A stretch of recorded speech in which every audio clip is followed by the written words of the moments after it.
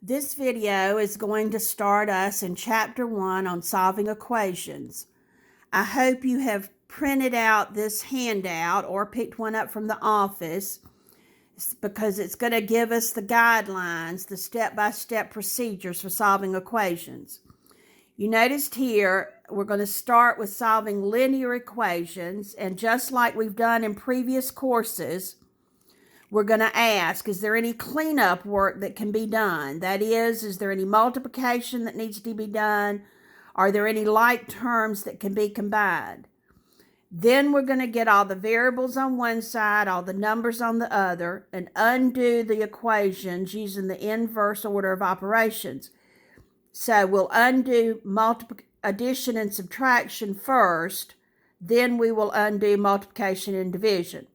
So we'll be following through these steps right here for linear equations as we begin working on page 90, and we're going to start with problem number 15. Now you see on this one that there is no cleanup work to be done. The only thing we need to do is to add 3 to both sides of the equation. And when I do that, that's going to make that 0 out, and I get 3 here. Then I'll want to divide both sides by 2 to divide that out and get my answer of x equals 3/2. So that's one of the simplest kinds of equations that we'll ever have. Now we're going to move over to number 17. This one has fractional coefficients. And we're going to look in a minute about how to deal with that. But because this only has the one single fraction connected to the variable, I'm going to show you how to do this one without clearing the fractions. So since the variable is multiplied by 1/4, what we'll need to do is to divide both sides by 1/4. And that's going to make those 1/4 divide out. And on this side, we have 7/20 divided by 1/4. Now, if we choose to do that by longhand, we will copy the 7/20, change division to multiplication, and take the reciprocal of the second fraction. The 1/4 would become 4/1. Then we can cross cancel. 4 will divide into 4 one time, and 4 will divide into 25 times. Then we'll multiply straight across 7 times 1 and 5 times 1, and that'll give us our answer of 7/5.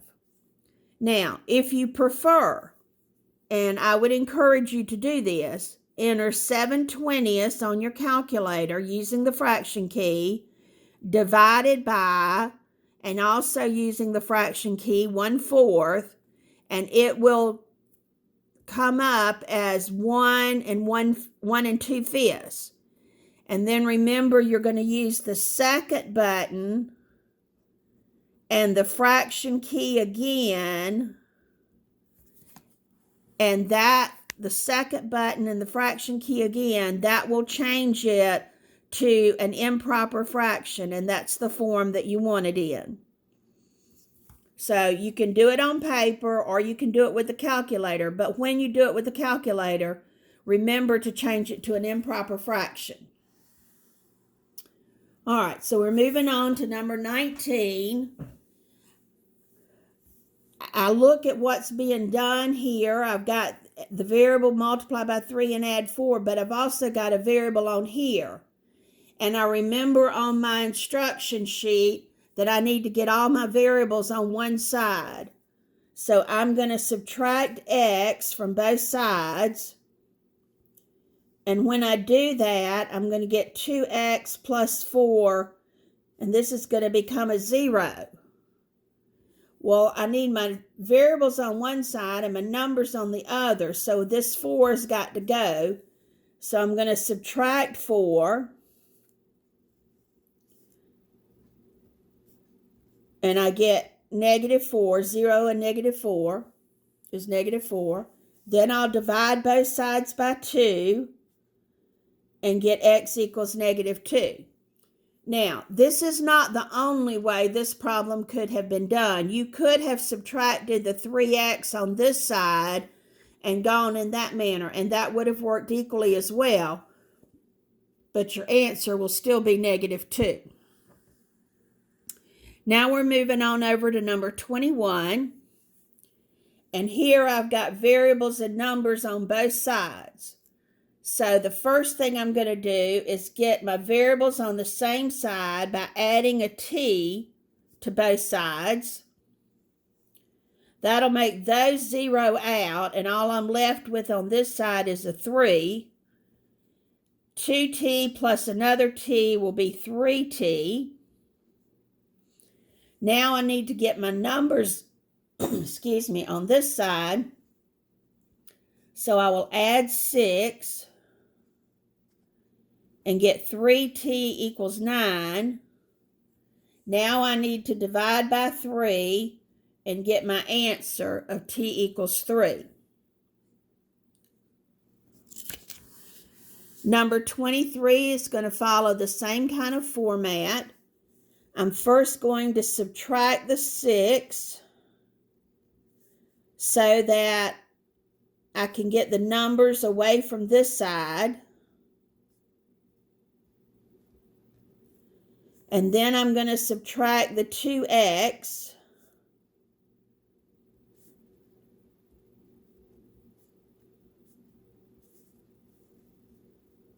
You remember a negative x and a negative 2x will give us a negative 3x. And this is going to zero out, so I just bring down the 3. Then I'm going to divide by the negative 3, this negative 3, and I'll get negative 1 for my answer. Now, let's look at this. On problem 21, I chose to move the variables to the left side first and then move the numbers to the right side. On number 23, I moved the numbers to the right side and then the variables to the left side. So the sequence in which you do that doesn't really matter. You just need to get numbers on one side and variables on the other side. All right, now we're moving on to number 25. And so I'm going to subtract the 4n.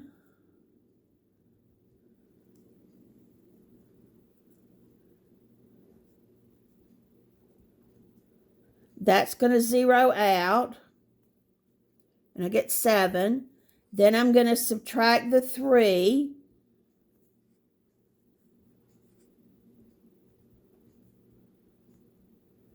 Then I'm going to divide by negative 2 and get negative 2 for my answer. So in the problems that we've looked at thus far, there's not been any cleanup work to be done. There's just been get the variables on one side, numbers on the other. Now we're going to move to number 27. Let me see if I can get it all in the screen here. This is number 27. So I'll begin by distributing. I've got to do this cleanup work. So I'm going to do 3 times 5 and 3 times 3x. And on this side, I'll do 8 times x and 8 times negative 1. And that's what I mean by cleanup work. Any kind of multiplication or stuff that can be done. So now it looks just like the problems I've done before. So I will subtract 8x.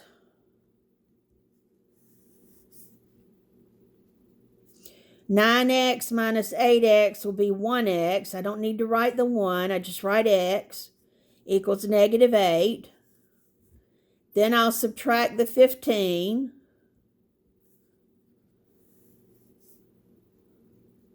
And negative 8 and negative 15 is a negative 23. And if you've forgotten the rules for signs about adding and subtracting sign numbers, remember you can always use your calculator to verify that. All right, I'm moving over to number 29, and it's kind of hard to get it all on the screen, but there it is, I think. Okay, so I need to distribute this negative through this parenthesis. And we've talked about in the past that for some of you, it helps you to think of this as being a -1 that you multiply through. So I'll copy the 8x and I'll multiply the -1 times 3x and the -1 times 2. Now, on our instructions, it's a part of the cleanup work. It says, are there any like terms that can be combined? And in this one, there is. The 8x and the 3x on the same side of the equation can be combined to get a 5x. Notice that when they're on the same side of the equal sign, you don't do any changing of signs. You just combine them exactly as they are written. Now I'm going to subtract the 3x.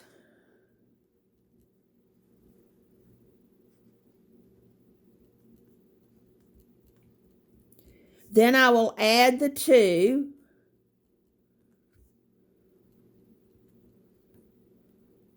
And then I'll divide by this 2 to get -4 for my answer. As we begin the next set of problems, let's go back and look at our note guide sheet, and it talks about solving equations with fractional coefficients. And it suggests that we can multiply every term by the least common denominator to clear out the fraction. So that's what we're going to do on this problem. I'll look at my denominators. They're all a 2. So that tells me that my common denominator will be 2. And I'm going to multiply every single term by 2. So 2 times 3/2 will be 3. You can do that on the calculator if you need to, and then the x tags along. 2 times 2 is 4. 2 times 1/2 is 1 minus, and 2 times this 1/2 is also 1 multiplied by this x just gives me an x. So now I'm at the same place that I was with my other kinds of equations. I'm going to add an x to both sides to get the variables away from the right-hand side. And that'll give me 4x plus 4 equals 1. Then I'll subtract the 4. And I get 4x equals -3. Divide by 4, and x equals -3/4. All right, let's move on to number 33. Here my denominators are 2 and 4. So my common denominator would be 4, and I'm going to multiply 4 times every term. So 4 times 1/2 is 2, and then times the x. 4 times 5 is 20. 4 times 3/4 is 3 times this x. There's my equal sign. So even if the term doesn't have a fraction in it, you still have to multiply it by your common denominator if you're using this strategy. So in this case, I'm going to subtract 2x from both sides, because that'll save me a little bit of work. And 3x minus 2x is 1x, and -20 equals x means I'm through. I finished with that problem. All right, now we're on number 35. And my denominators are 3 and 2. So my common denominator will be a 6. I multiply 6 times 2/3 use a calculator if you need to. 6 times 2/3 is 4 times P. 6 times 1/2 is 3 times P. And 6 times 1/3 is 2. Now I'm going to subtract the 3P from both sides.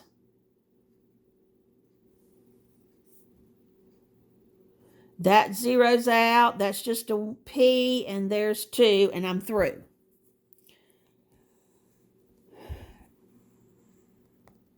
Number 37 has fractions in it. Decimal fractions, decimals in it. But we do it the same way. We need to get our variables on the same side. So I'm going to subtract 5/10 m from both sides.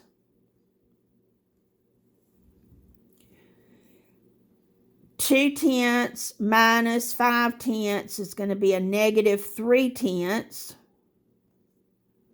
And I'll bring down the 9/10. Then I'm going to divide by -0.3 actually, divide by -0.3.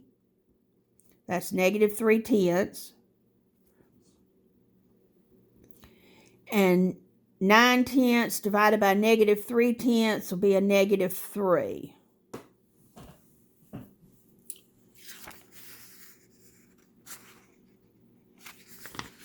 All right, one more problem in this particular group.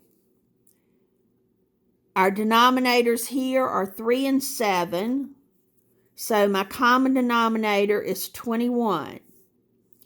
Now, when you multiply 21 times x plus 1 over 3, you're going to get 7 times x plus 1. The 3 will divide into the 21 7 times, so you end up with 7 times x plus 1 that you then need to distribute and make that 7x plus 7. When you multiply the 21 times this fraction, 7 will divide into 21 3 times. So I'm going to have 3 times x plus 2, which I will distribute to get 3x plus 6.